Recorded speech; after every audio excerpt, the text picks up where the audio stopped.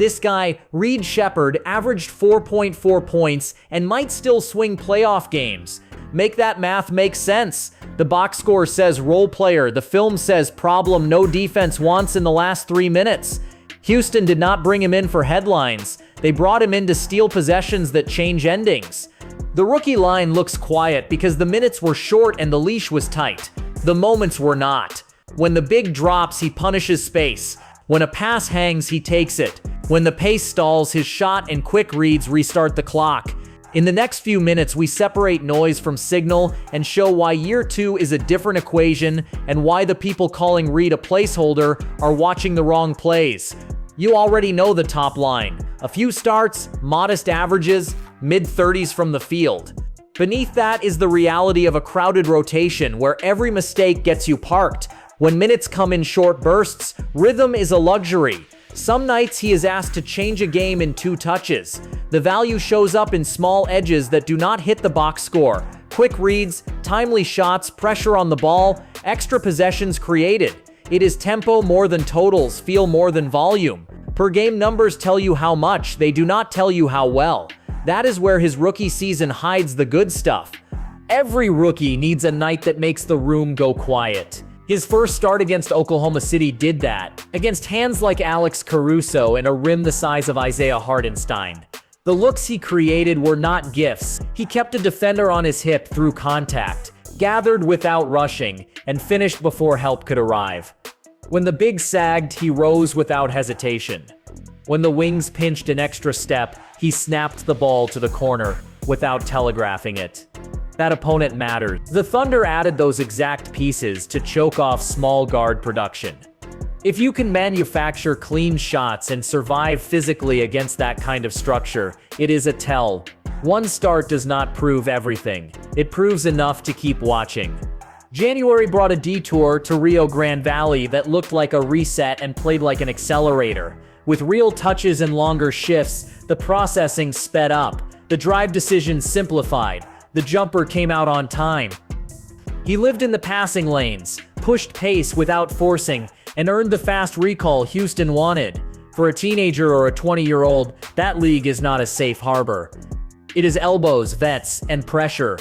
Dominating there is a signal. You do not fake 30 and 7 across those nights without real tools. That burst matters because it shows what happens when he stacks possessions instead of living in spot minutes. Rhythm is not an abstract idea for shooters. Rhythm is air.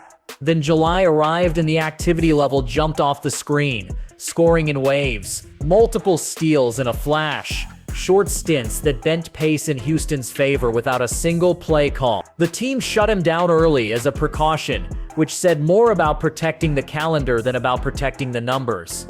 What stuck was the event creation, tipped entries, back taps, chase downs from the side that erase easy twos and turn them into outlet passes the other way. That is not just defense for a highlight, that is theft of possessions. On a roster already loaded with creators, an extra 3 or 4 possessions in a close game is real value. Start with the shot, because everything branches from gravity. Against drop, he steps straight into rhythm and punishes space. If the defender climbs over the screen, he uses a tiny hesitation to freeze the footwork, then slides into a balance 2. The mechanics are quiet, the base is consistent, the release does not wander. That is the kind of jumper coaches trust even when makes and misses wobble for a month. The passing lives off that gravity. When the nail help leans too far, the pocket pass appears early. When the weak side tagger sinks one step deeper, the skip leaves his hand before the defender can recover. He does not need star usage to be dangerous. He needs decisiveness. Give him 2 or 3 straight trips with the ball, and you can feel the cadence stabilize. Screens arrive sharper. Reads arrive faster. The game slows down without getting slow. Size is the neon arrow critics love to point at. Smaller guards get dragged into screening actions, switched onto wings who outweigh them, and tested in space. That will not change. The counter is not winning every island possession. The counter is winning the possession math. Navigate screens with urgency so the ball handler never feels alone. Show early help without fouling, then spring back to your shooter. Leave on rear view contests that bother pull-ups from behind. Jump passing lanes when an opponent repeats a pet action once too often.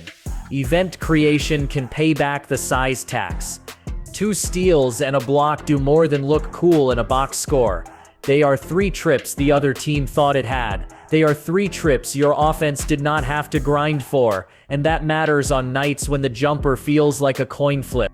Here's where it gets interesting. On a team with creators who bend the floor, a guard who can both space and cut is glue.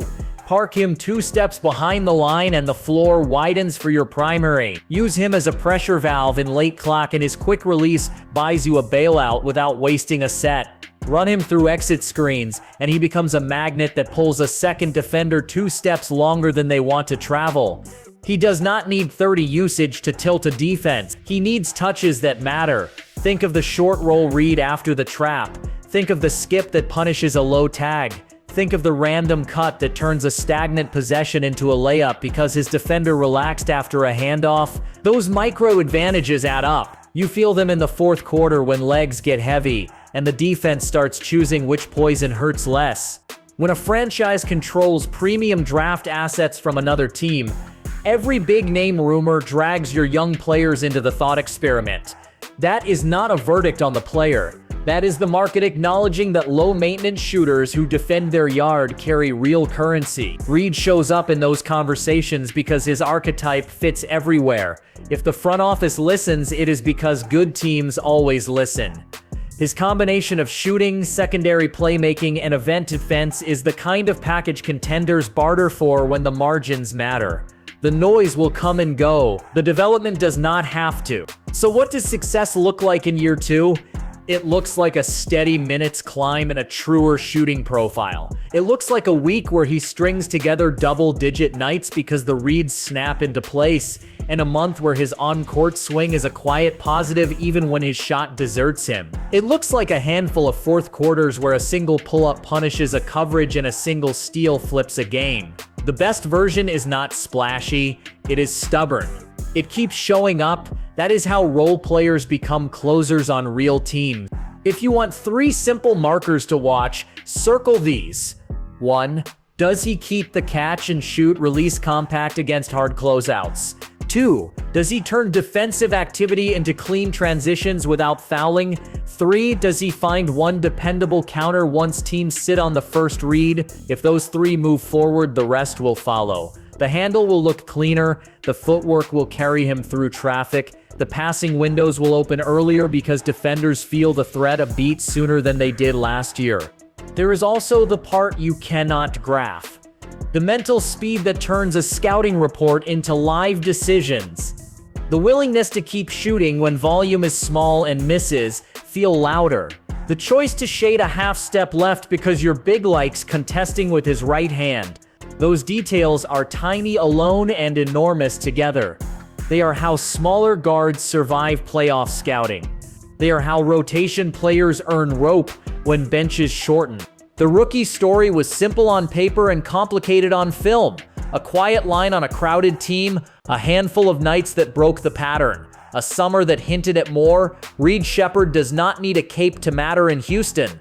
He needs windows and trust. Give him longer shifts, let the rhythm settle, and the version that showed up in July will show up when the real scoreboard is live. The only question is how quickly Houston decides the leash can loosen, and whether the rest of the league is ready when a so-called role player starts tilting games on purpose. If you like this video, hit subscribe and share this with a friend who loves hoops.